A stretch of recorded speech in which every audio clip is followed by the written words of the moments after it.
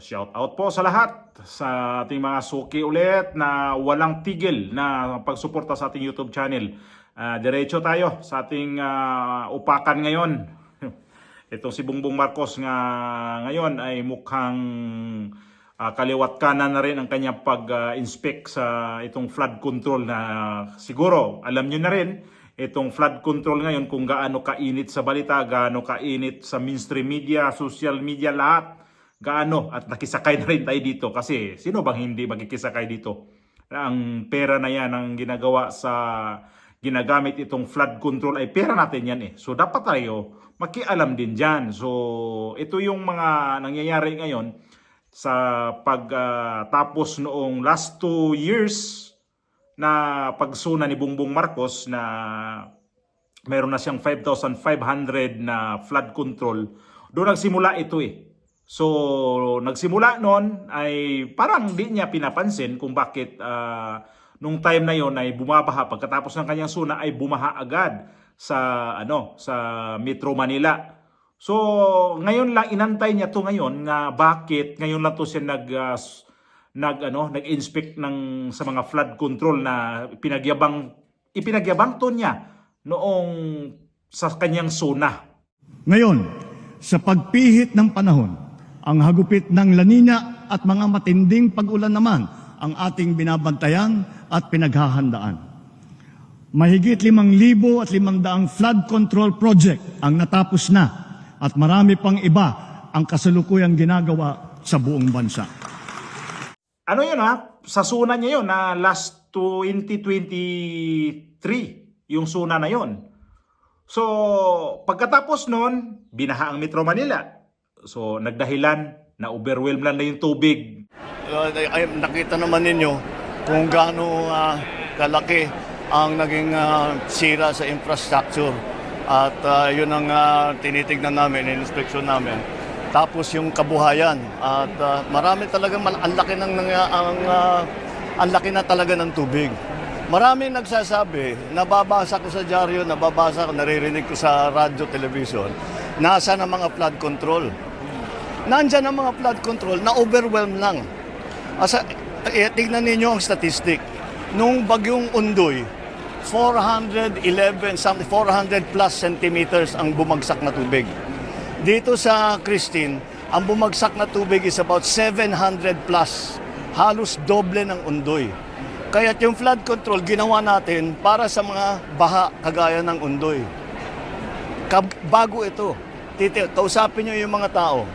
Yung mga lugar na gumuho ang lupa, ngayon lang nangyari yan. Hindi pa nangyari sa buong buhay nila, sa buong kasaysayan. Yun nga daw, na-overwhelm lang yung tubig. Kaya dami niyang dahilan kasi sa climate change, ang Undoy daw, yung flood control lang daw yun. Pang-Undoy lang, hindi daw yung pang-bagyong Christine o ano-ano pang mga alibay niya. So ito ngayon ang bago sa kanyang mga alibay na pumunta to sa parting Bulacan na galit na itong si Bongbong Marcos sa mga kontraktor na ghost project ang nangyari. Ay, nako. Talaga naman. Thank you. Disappointed, sir? Yes. Disappointed? Extremely. Well, more than disappointed. I'm actually I'm getting very angry. Is what's happening here. Hindi naman. Paano naman? Wala talaga. 220 meters, 55 million. Completed ang record ng Public Works. Walang ginawa. Kahit isang araw hindi nagtrabaho. Wala. Opo. Wala kang makita. Puntahan ninyo. Wala kayong makita kahit na ano. Tuloy-tuloy ang pagbaha doon sa kabila. So, yes. Sir? Oh. Sir? If all of these projects were properly executed and implemented, ang laki nang nawala na problema sana sa atin at sa mga taong bayan, at saka mas magiging maayos hanggang irrigation, hanggang water supply, fresh water supply for household.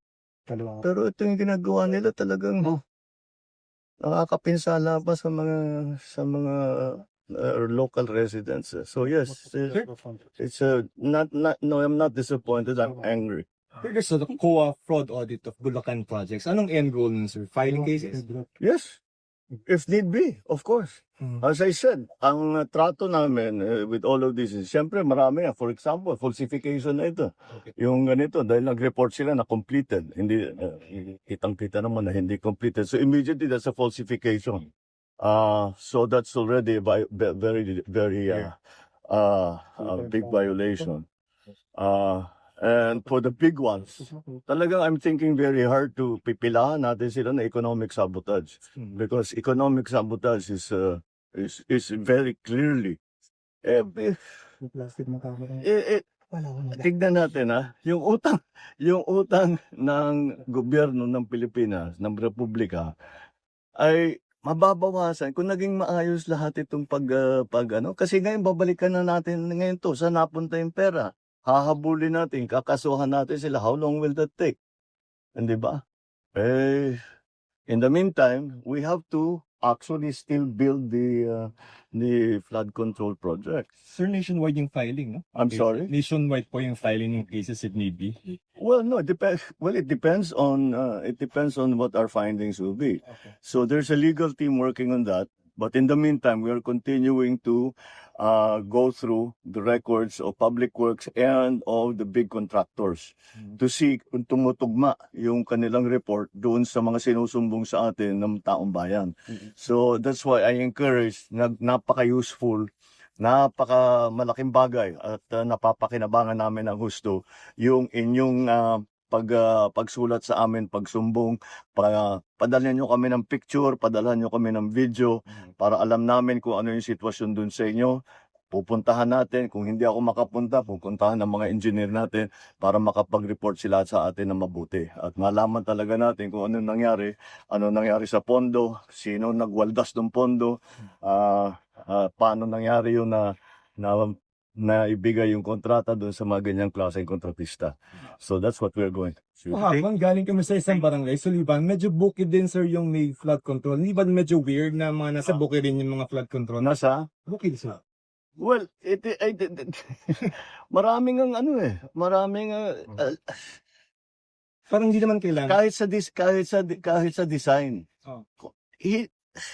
Maraming style yan eh. Number one, yung sasabihin nila, gagawin nila na napakataas ang specifications. Sasabihin, kailangan ibaon yung pilings ng 8 meters. Sasabihin, dahil malaki ang tubig. Hindi naman totoo. Hindi naman malaki ang tubig doon. Hindi naman kailangan magkaroon ng flood control doon o maliit lang yung flood control. So, ang gagawin nila yung tama. Pero, ang charge nila sa gobyerno, malalim. So, isa yun. Ito, yung ganito, ghost project, kahit na nakakompleto, etc. report nila sa public works, kompleto, walang ginawa. Maraming teknik eh. Tapos siyempre, nakita ninyo dun sa kabilang bayan. Tama, yung simento, nipis-nipis. Sa pag nakita ko yung papunta rito, yung asphalt overlay. Sira-sira. In-interview sa doon, di ba? Na kailangan daw managot o sino man ang dapat managot dito sa flood control. Teka muna, bakit ngayon lang to siya nag-umpisa talaga na mag-inspect? Nag-antay ba talaga siya ng tamang report dito sa DPWH? Kung ako sa kay Bongbong Marcos nito, kaagad-agad ito yung sibunuan, ay tanggalin ko na to. Hindi ko na to paabutin pa ng bukas itong mama na to kasi napahamak siya dito o kaya ano ba talaga ang totoong istorya nito? Bakit si Bongbong Marcos ngayon lang ito nagsalita dito sa flood control na after ng kanyang suna, yun na yung pinagyabang niya eh. Tapos ito na ngayon ang nangyari sa flood control na inimbestigahan na sa Senado, inimbestigahan na rin sa pati sa House of Representatives. Ito umpisa pa lang to sa investigasyon na hindi pa to natin maano talaga na tapos na ang investigasyon na to. Nag-start pa lang eh. Hindi naman to kaagad-agad, ilang linggo to, ilang buwan natin to antayin ang kanilang report kung sino pa talagang managot dito sa flood control. At babalikan natin dito ang mga kritiko ni Vice Presidente Sara Duterte na yung kanyang 600 million mahigit, ay hinahabol nito mga congressman. Tapos ito mga congressman ngayon dito sa flood control na billions of pesos, wala silang imik dito. Sana yun sila ni ano dati. Itong sila ni Dilimang, ito si Dilima, yung ang ano nito, ang ano nito talaga impeachment. Ito ngayon, kung talagang titingnan ninyo ito mga congressman, na accountability ang inyong hanap, accountability to billions of pesos ang ginastos sa gobyerno nito na nawala.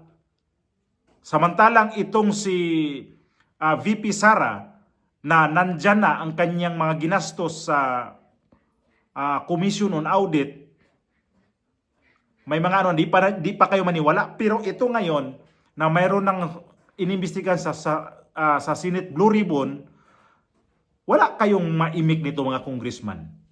Wala silang ano nito eh, di ba? Itong si Saldico, dati ang lakas-lakas niya magsabi kay VP Sara tungkol ho dito sa kanyang confidential fund na dapat sagutin niya dito.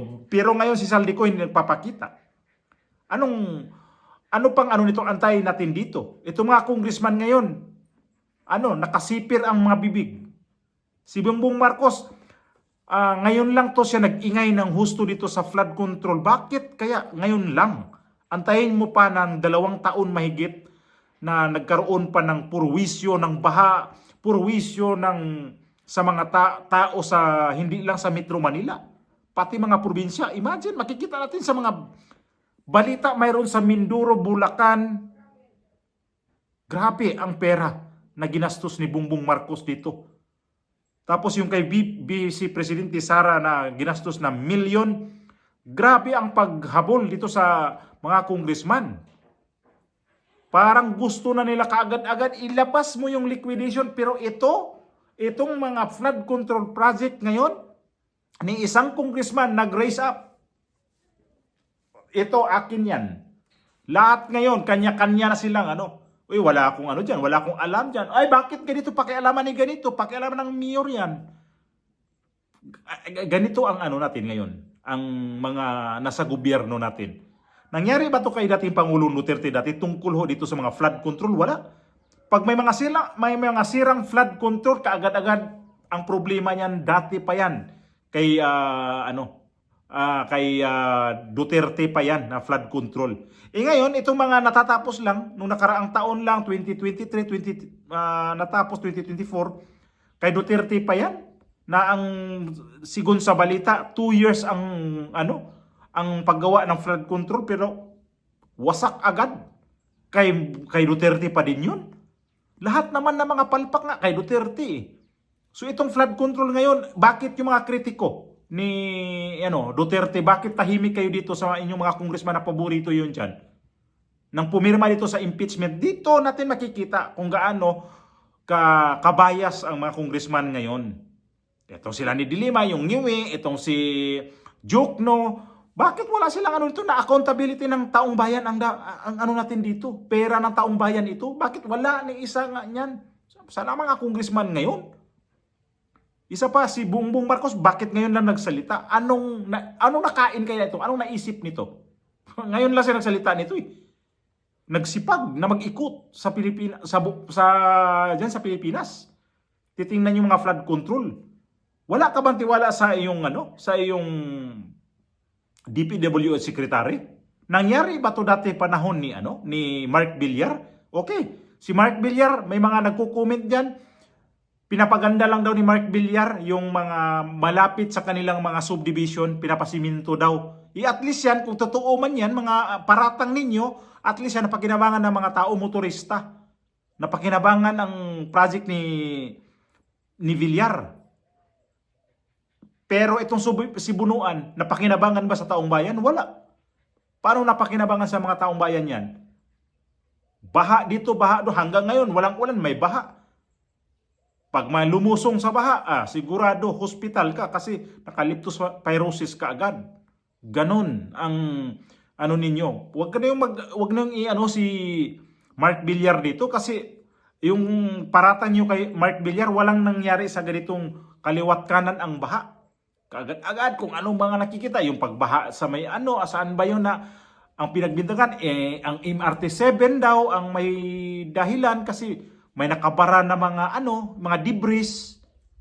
Tapos dito sa ano, may mga creek daw na siniminto, iniliitan, ang daming dahilan. Tapos ang mga flood control, giba agad, ginamit, walang turnover, pero tapos na daw ang flood control. Si Bongbong Marcos, bakit di mo pabaya yan sa mga makinaryas mo ngayon? Ian mo sa NBI yan, sa Commission on Audit, Ombudsman, lahat na yan. Pagalawin mo na. At paresignin mo na tong si Bunuan kasi ito yung nagdala ng kamalasan sa iyong administrasyon ngayon. Umpisa pa lang to sa House of Representatives, sa Senado ngayon, sa Senate Blue Ribbon Committee. Umpisa pa lang ito. Ang kanilang investigasyon ngayon. Hindi pa hindi pa tayo nito makakuha talaga ng detalye talagang eksakto talaga kung saan talaga ang simula ng problema nito. Ang problema nito nakikita ko number 1 nito, Bongbong Marcos. Kasi inantay pa niya 2 years mahigit bago siya gumalaw dito. Dapat gumalaw ka na Bongbong Marcos noong bumaha na to noong pagkatapos ng tsunami. Nabatikos ka noon pero galit ka pa. Na-overwhelm lang yan eh.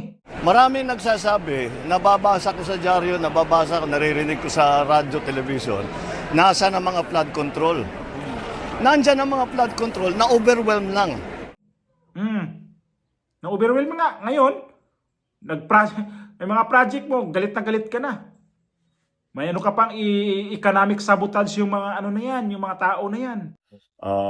And for the big ones, talagang I'm thinking very hard to pipilahan natin sila na economic sabotage. Because economic sabotage is very clearly. Hindi, bahala ka. Kapag hindi ka na presidente, iyari ka.